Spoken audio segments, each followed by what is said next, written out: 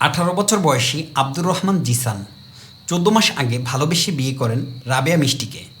দোকানে দোকানে পানি সরবরাহের কাজ করতেন জিসান। তার বাবা একজন প্রবাসী।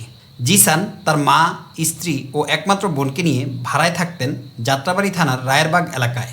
গত 20শে জুলাই চলমান কোটাবিরোধী আন্দোলন ঘিরে সংঘর্ষে গুলিবিদ্ধ হয়ে মারা যান তিনি। ছেলের মৃত্যুর খবর পেয়ে দক্ষিণ আফ্রিকা থেকে দেশে আসেন বাবা বাবুল সর্দার। তবে পরিবারটিতে মৃত্যুর শোক কাটতে না কাটতেই নেমে আসে আরেকটি শোক। শোক সইতে না পেরে স্বামীর মৃত্যুর 9 দিনের মাথায় আত্মহত্যা করেন মিষ্টি।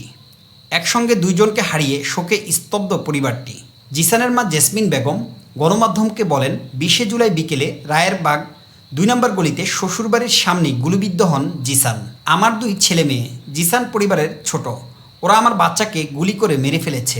সে পানি সরবরাহের কাজ করত।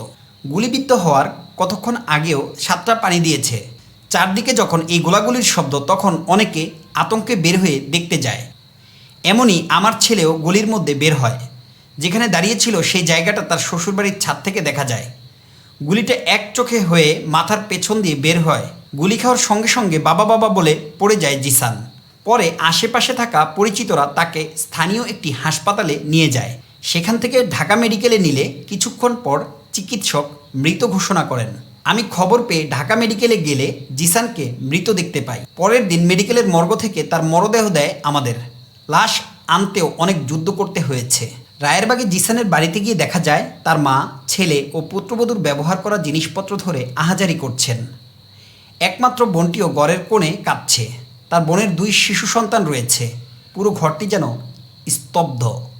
কান্নাজড়িত কণ্ঠে মা বলেন, আমরা কারো কাছে বিচার চাই না, আমরা বিচার চাই আল্লাহর কাছে। জিসানের বাবা বিদেশে ছিল। ছেলের মুখটা শেষবারের মতো দেখার জন্য এক রাত একদিন ছেলের মরদেহ ফ্রিজিং গাড়িতে রেখে দিয়েছিলাম। সে সোমবার সন্ধ্যার আগে দেশে এসে পৌঁছায়। নেট না থাকায় তাকে খবর পাঠানোরও কোনো উপায় ছিল না।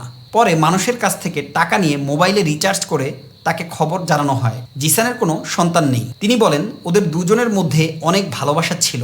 তাদের সম্পর্ক করে বিয়ে হয়। বউ তার স্বামীর মৃত্যুটা কিছুতেই মেনে নিতে পারেননি। জিসান মারা যাওয়ার পর তার ব্যবহৃত পোশাক নিয়ে বুকে জড়িয়ে রাখত। কোনো খাবার খাওয়াতে পারিনি।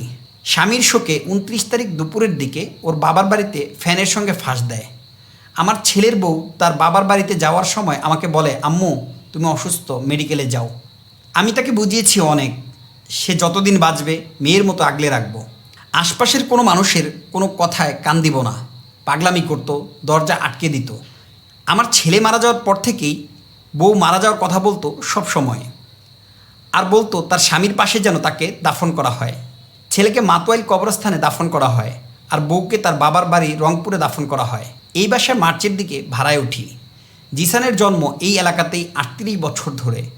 আমরা ঢাকায় থাকি ছেলে মেয়ে নিয়ে আমরা সবাই মিলেমিশে একসঙ্গে থাকতাম।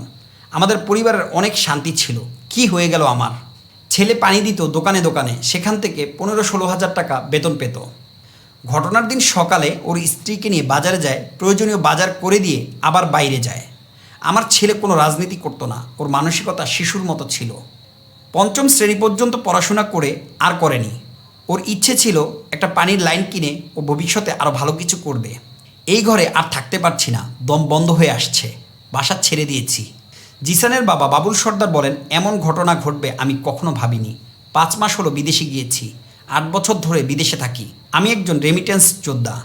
আমার দেশ আমার সন্তানের লাশ উপহার দিল। ঘটনার দিন সকাল থেকে আমার কেমন যেন অস্থির লাগছিল। পরে বাড়িতে অনলাইন অফলাইন কল দিয়ে কোনোভাবেই সংযোগ করতে পারছিলাম না। আমরা দুজনের আয়ে আমাদের সুন্দর একটা সংসার ছিল। আমার ছেলেকে তার শখের মোটরসাইকেল কিনে দেয়নি অ্যাক্সিডেন্টের ভয়ে, আর সেই ছেলেকে আজ গুলিতে ঝাঁঝরা করে দিল।